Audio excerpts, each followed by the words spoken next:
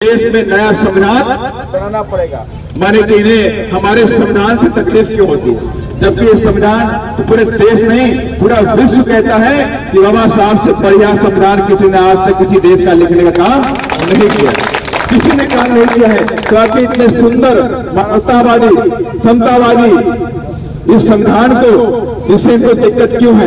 दिक्कत इसलिए इनको आती है, इस संविधान के अंदर 4 बिंदु लिखे गए हैं कि हम इस संविधान के अंदर न्याय की बात करेंगे, हम इस संविधान के अंदर सुंदरता की बात करेंगे, हम इस संविधान के अंदर समानता की बात करेंगे और इस संविधान के अंदर बंधुत्व की बात करेंगे। ये जो 4 बिंदु है संविधान के अंदर, इस संविधान के चारों बिंदुओं से केंद्र में बैठी सरकार को भी और प्रदेश में बैठी सरकार को दिक्कत है। इसलिए ये सब अंदर मनीमन हमेशा चाहते हैं कि बाबा साहब का संविधान बदल दिया जाए, बस सोच रखते हैं। और यही नहीं, आप सबको मालूम भी होगा, मेरे सोशल मीडिया में तमाम मेरे नौजवान साथी मेरी भाई बहने हैं, आप सबने देखा भी होगा कि अभी कुछ दिन पहले पिछले महीने मद्रास कोर्ट ने एक ऑर्डर किया, मद्रास का रजिस्ट्रार है कोर्ट का, उसने ऑर्डर किया है कि बाबा साहब की कोई भी फोटो और बाबा साहब की कोई मूर्ति तमिलनाडु के कोर्ट में, हाई कोर्ट से लेकर लोअर कोर्ट में जहां भी मूर्ति है और जहां बाबा साहब की फोटो लगी है उन्हें हटा दिया जाए।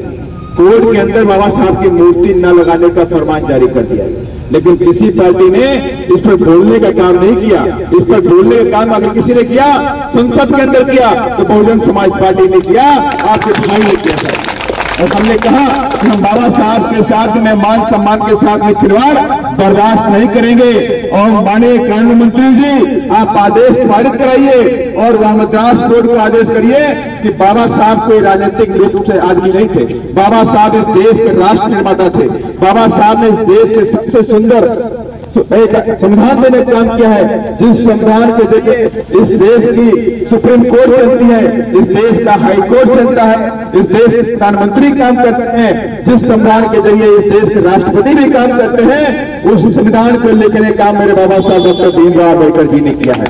इसलिए बाबा साहब के सम्मान में हम खिलवाड़ को बर्दाश्त नहीं करेंगे। इसलिए मैं आप सभी लोगों से कहना चाहता हूं, उनके मनसा अलग है, वो चाहते हैं बाबा साहब की मूर्ति डाली जाए, वो चाहते हैं बाबा साहब की फोटो डाली जाए। और यही नहीं, जयपुर के हाई कोर्ट प्रांगण के अंदर किसकी मूर्ति लगी हुई है? जयपुर के अंदर मनु महाराज की मूर्ति लगी हुई है। आप बाबा साहब की मूर्ति से नफरत करते हैं, लेकिन वही मनु महाराज जिसने हमें बांटने का काम किया, उसकी मूर्ति से आप प्यार करते हैं। ये नहीं चलेगा, नहीं चलेगा, नहीं चलेगा। और हमने इस बात को ठान लिया है कि इस बार 2023 में बहुजन समाज पार्टी पूरे प्रदेश के अंदर सरकार बनाने के लिए काम कर रही है। 5 विधायक 6 विधायक जाने के लिए काम नहीं कर रही है, पूरे टीम मेरी गाँव ढाई जाने काम कर रही है। आप सभी लोगों को जगाने का काम कर रही है कि 2023 में इन निकम्मी सरकारों को हाथ धो देने का काम करना है। और बीएसपी का नीला झंडा, बीएसपी का नीला हाथ निशान और हमारा हाथी निशान और बीएसपी का प्रत्याशी जीत करके यहां से भी जयपुर जाने का काम करेगा। इसके लिए आप सभी लोगों को कमर कस देनी है, नीला कफन बांध करके इस सत्ता के महासंग्राम में खड़े होना है। और हमें पूरी आशा विश्वास भी है कि सत्ता का महासंग्राम जो हमें लड़ने का मिला है, इस सत्ता के महासंग्राम को 2023 को जीत के रखेंगे। अगर 2023 का सत्ता का महासंग्राम हम सबने जीत लिया तो मैं दावे के साथ मैं कहता हूं कि आप सबके जो मन में है कि इस देश के गद्दे पर 2024 में हमारी बहन जी बैठे तो हम उनको बैठाने का काम करेंगे। लेकिन उससे पहले 2023 की जंग को जीतना जरूरी है।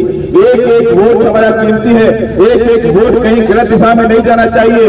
विरोधी पार्टी के लोग बहुत पैसे वाले लोग हैं, आखिर में पैसा बांटते हैं, दारू बांटते हैं, मुर्गा बांटते हैं, कपड़ा बांटते हैं, पायले बांटते हैं। इसलिए बांटते हैं कि हमारा जो वोट है, जो वोट का अधिकार है, वो हमारे विरोधी लोग हमारे वोट को खरीद सके।